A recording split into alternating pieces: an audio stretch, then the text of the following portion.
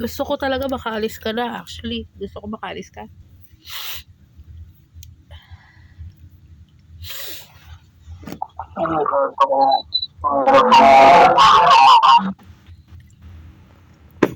Gusto ko maranasan mo kung ano yung buhay.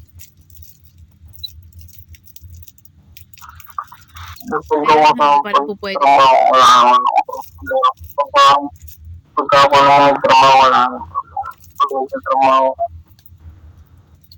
Hindi pa rin pala magiging pareho. Kasi ikaw, meron kang sweldo. Ako, kailangan kong gumawa ng pera dito.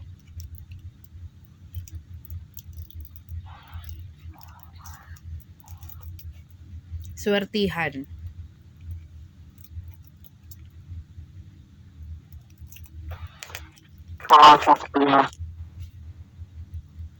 Ano? Ano swertihan? Hindi mo ba naiintindihan sinasabi ko? Paulit-ulit. Paulit-ulit. Diba ang sabi ko, etong sinampahan ko, etong nasampahan ko, mahina. Hindi kagaya nung nakaraan. Kahit paano may naipon ako nung umuwi ako. Ngayon dito, kagaya ngayon, nag-away kami ng amo ko. Dahil akala niya, hindi ako nagtatrabaho. Pero ang totoo, naghahanap ako ng gagawin kong kuko. Akala mo, nandito lang ako naghihintay, hindi ganun yung company na napasukan ko. Sinuwerte ako nung una, nakapag-ipon ako. Nakakakain ako sa labas kahit paano. Bili ako ng dapat bilihin.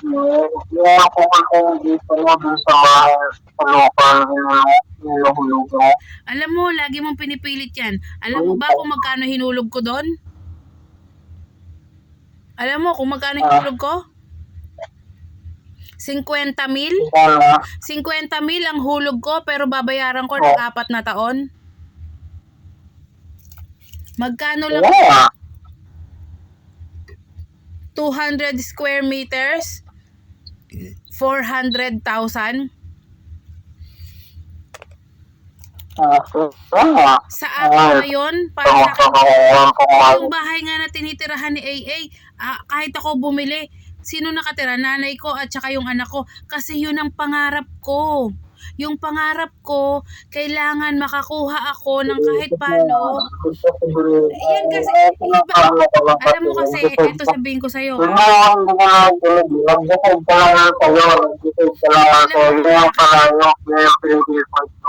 Ang pinipilit mo sa'yo, sarili mo lang dito sa ngayon. Tapos ngayon kasi, parang parang lahat na mamaling. Sa'yo lahat na babaling? Paano sa'yo lahat na babaling? Sabihin mo, hindi mo lang talaga makuha yung gusto mo. Wala, dapat talaga. Hindi ko nakapasta. Tulad na ako nakapasta. Oh my God. Grabe ka. Lahat na nasa buhay ko. Sige nga. Sabihin mo kung magkano yung 40,000. Magkano yung utang mo na kailangan kong anuhin? Kailangan kong pag-ipunan para mabayaran. Sana iniisip mo yan eh. Hindi nga para sa'yo yun, hindi para sa akin yung kinuha ko na yun. Para sa anak ko yun kung ano man mangyari. Alayo nga kasi. Yun ang pinoproblema mo kasi yun ang sinasasa ko sa utak mo kasi yun ang gusto mong dahilan. Pero yung point nun ayaw mong intindihin.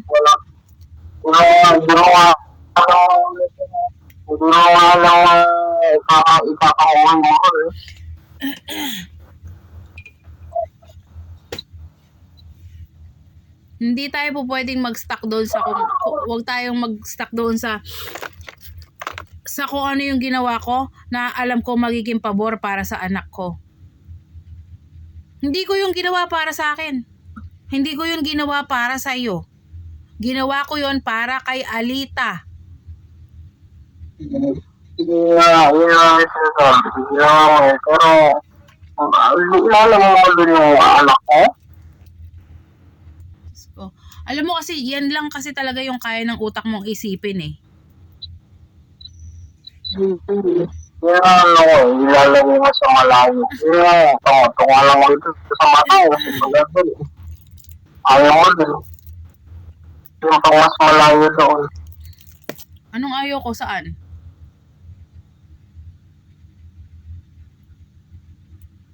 Sa inyo. Diba, dati, sabi mo, ayaw dito sa inyo kasi walang alakuhan. Walang alakuhan dito sa inyo. Pero, nandun ngayon yung maglola ko. Yung maglola. Yeah. Nakatira doon. Saan Yeah. pulutin ko Gusto mo lang ibenta yung dati. Ikaw itatanong. Gusto mo lang ibenta dati. Gusto ko ibenta Hindi mo na. pinakabinala nga. Pero ngayon, hindi na. No? Dahil nailagay ko na sa pangalan ni AA. Naipalitan na yon. Yeah.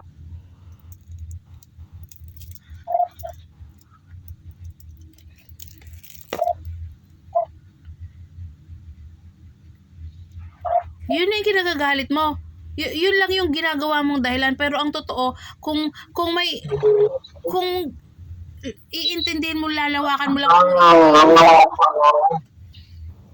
Lagi mo lang wala. Oo, lagi.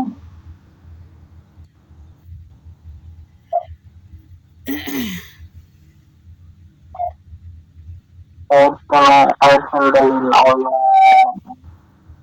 problema.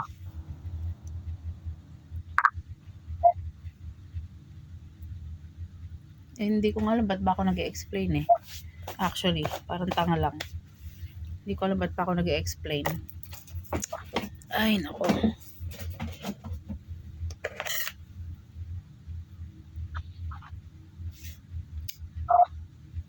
Para sa lahat ng sa akin.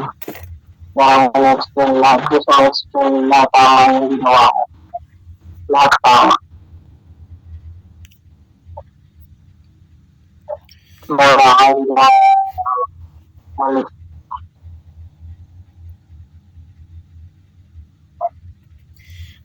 Alam mo, kasi, 'di ba? Hindi naman tayo palagi na nagkakasundo sa lahat ng bagay. Alam mo kung anong gusto ko talaga pag nakauwi. Yan ang sasabihin ko. Kasi yan naman talaga yung nangyayari.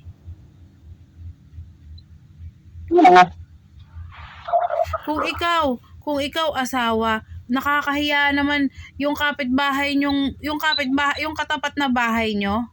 Yung katapat na bahay nyo. Wala na ako kayo dito. Dahil ikaw lang natin. Samantalang nung tayo nandito, parehas pa ngayon magpagitaan.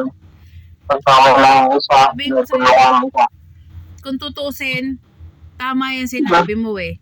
Pero maswerte ka pa rin kasi may asawa kang tumutulong sa'yo. Pero kung tutuusin, dapat obligasyon mo kami mag-ina.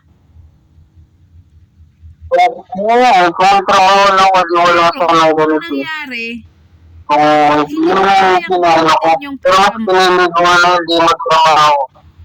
Mas pinili natin lang magtrabaho. Ikaw ang gusto mo magtrabaho. Diba? Kasi gusto natin ang nakasubaybay ni isa sa anak ko. Siguro, mali yung naging decision natin para dapat ako ng trabaho.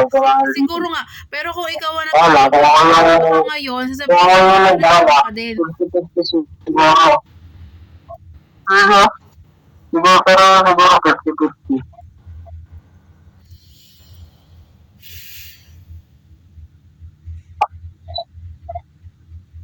Nakalimutan ko, di ba, nag-decide ko na gusto ko pang umalis. Sa pangalawa, makasampa. Ikaw rin ang tatanungin ko, saan ka ba napunta? Tapos, tapos, tapos sasabihin mo na sasabihin mo na dapat ikaw yung nagtatrabaho. Di ba bago pa ako dumating, may Nag-request ka nga na sigit ka Baka nakakalimutan mo din. Bago pa ako umuwi, may problema ka na sa trabaho mo.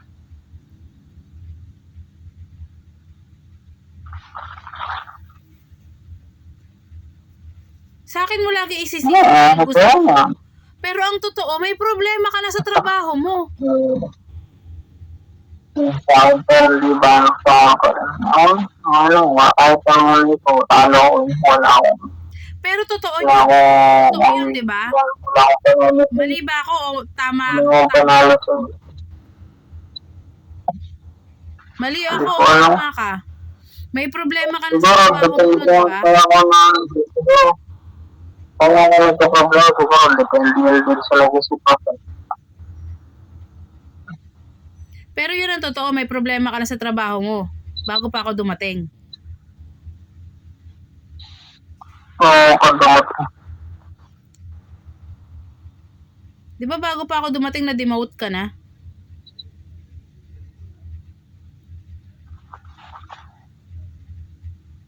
Nakakalimutan mo kasi yung mga pinagmumulan eh. Wow.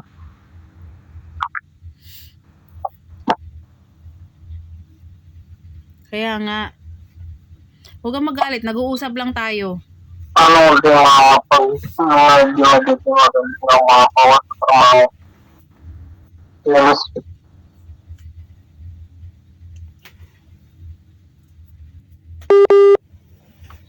Inalis mo yung internet mo. Kung